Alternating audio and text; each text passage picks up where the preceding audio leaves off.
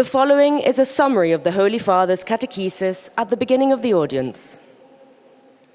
Dear brothers and sisters, in our continuing catechesis on apostolic zeal, we have been reflecting on the example of the Apostle Paul.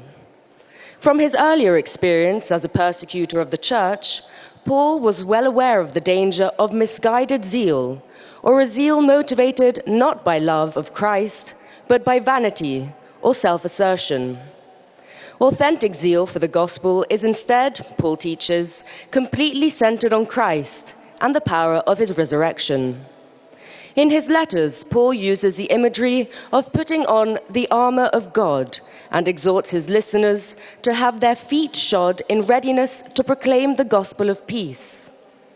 The image is eloquent, since the feet of an evangelist must be solidly planted, yet constantly in movement, ever ready to confront new situations in the effort to proclaim the good news with creativity and conviction. May each of us, in the circumstances of our daily lives, prove zealous in discerning when and how best to proclaim the risen Jesus and his promise of the fullness of life and peace. The Holy Father will now greet us in Italian.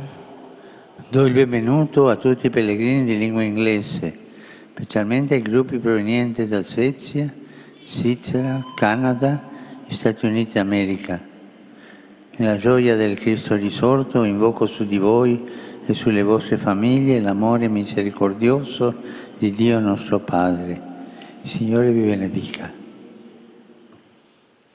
I extend a warm welcome to the English-speaking pilgrims and visitors taking part in today's audience, especially the groups from Sweden, Switzerland, Canada, and the United States of America.